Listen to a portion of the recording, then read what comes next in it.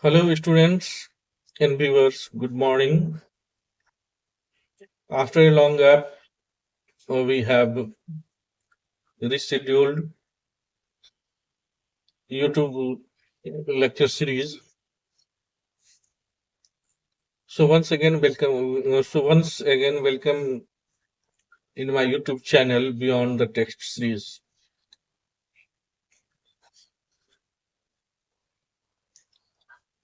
Today, I am going to make a video MJC-4 for semester 3, British Poetry and Drama. British poetry and drama, 14th to 17th century. This has been prescribed in semester 3, major 4. And British poetry and drama consist many things. It has sonnets, drama, and prologue. MJC-4, there is a first unit, and in first unit, though, we have to discuss Wife of Bath's prologue by Geoffrey Chaucer. And after Geoffrey Chaucer's prologue, we have to read, write, recite, and enjoy the great poetist on the time, Edmund Spenser. Edmund Spenser, who composed very Kyun, Shepherd's Calendar, and many more. But in this context, we have go through the Amoretti. Amoretti is a series of sonnets of 89 sonnets. And these 89 sonnets, we have only read mostly 3 or 4 sonnets of Amoretti composed by Edmund Spenser. And we have also go through the 3 or 4 poems, metaphysical poems, poems by Andrew Marvell, and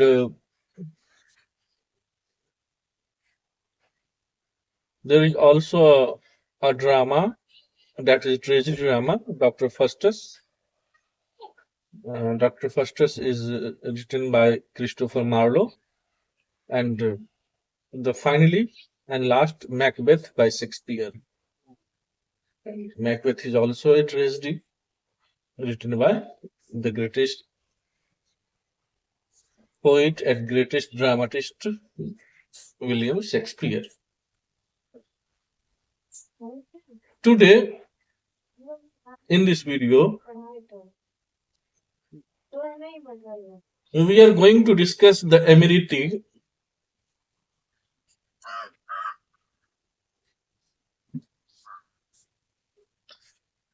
As you know that Amoretti is a series of sonnets and consists of 89 sonnets, and we discuss only the sonnet number 67, which is prescribed in the syllabus. So before the sonnet number 67, let us discuss what is Amoretti and who is Edmund Spenser. Edmund Spenser is a follower of Sir Philip Sidney. After the Sidney, the whole responsibility comes on the shoulder of Edmund Spenser. And Edmund Spenser is a Renaissance poet. And after the Edmund Spenser, Shakespeare comes. You may also say that Edmund Spenser and Shakespeare are contemporary. Edmund Spenser composed Amoretti in 1595. It is a set of 89 sonnets, sequence chronically his passionate courtesy and eventual marriage to Elizabeth Boyle. Elizabeth Boyle was the second wife, He married twice. His first marriage was good one, but his beloved and first wife died early, and in this scene he has to remarriage twice with the Elizabeth War. Blending traditional patriarchal longing with a unique, optimistic focus on mutual love and spiritual union. Unlike typical repeated tales, it celebrates success, culminating in marriage and immortality through verse. Here are the key aspect and theme of the Amoretti. Structure and title. Amoretti is the title, and the Amoretti means little love or little cupids. So the title of Amoretti reflects little love. The sonnets uses a specific Spenserian sonnets from blending Petrarchan and Shakespearean style. You know that the Petrarch, the greatest poet of Italy, that name is Petrarch, and Petrarch was the founder father of sonnet. And sonnet is a poetry of 14 lines. So this type of poem is called Petrarchan poet. And after the Petrarch, later on, Shakespeare came and he changed the format and style of the Petrarch, and it is also called a Shakespearean sonnet. But a Spenserian sonnet is blending of the two, Petrarchan sonnet and Shakespearean sonnet. The poem follows the Shakespeare emotional journey from desire and frustration to the acceptance and joy, the ice and the fire metaphor. A major conceit is a speaker as fire, passionate, and the beloved as ice, cold, distant, a cycle that reverses when their love aligns. Optimism versus tradition. While most Elizabethan sonnets focus on unattainable, cold vivid, Spenser's work is unique for its positive outlook, ultimately achieving the desired union. Immortalizing love. A famous highlight sonnet, sonnet number 75. One day I wrote her name upon the strand, argued that the poetry can make love forever, religion and virtue. The collection often ties romantic love to spiritual growth and virtue.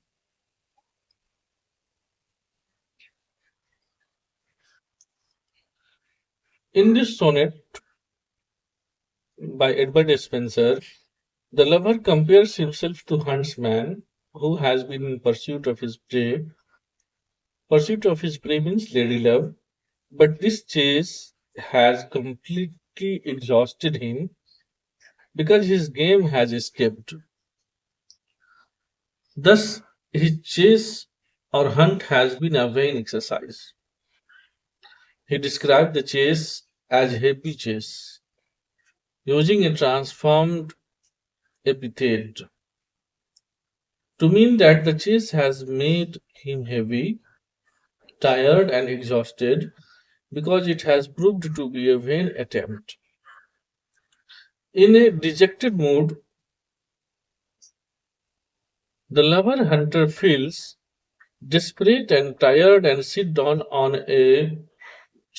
to relax in a shady place along with his haunts, who are panting because of their failure to capture the prey. The haunts should not be interpreted literally but understood metaphorically, for they allude to his desires, thoughts, events, strategies to ensure the beloved. For both thought and action, the poet has been pursuing his suit.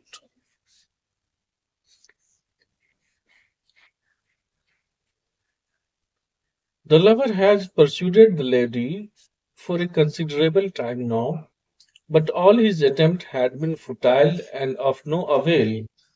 His beloved is broad and arrogant, and she would not surrender to his desire. The lover gives up the chase, having realized the futility of his essay.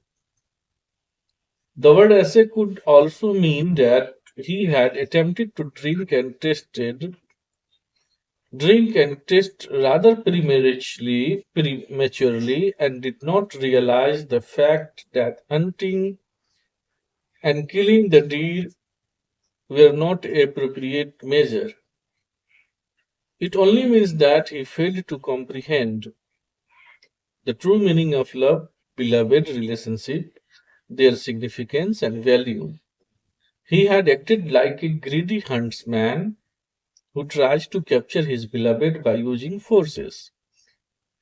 But the use of force turns out to be a vain exercise. The beloved cannot be owned by passion, greed, or force. Now that the huntsman,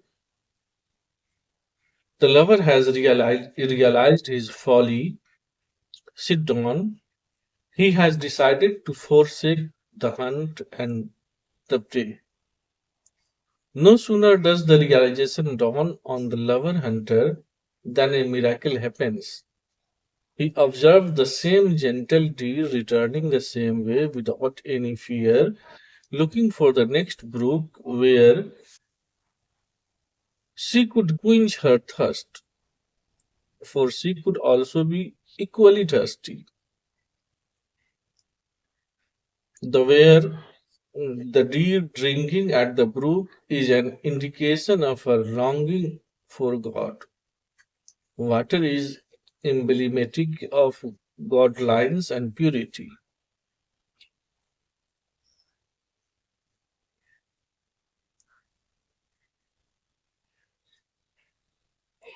In fact, it is the Christian value of self realization and repentance, followed by patience and perseverance, which are rewarded. In the surrender of the beloved, the church and Christ are united only when church becomes an abode of patience. The lover represents his hasty and foolish action, and God, our beloved, who had forsaken him, ultimately forgives him and surrenders. Thank you very much. See you in the next video.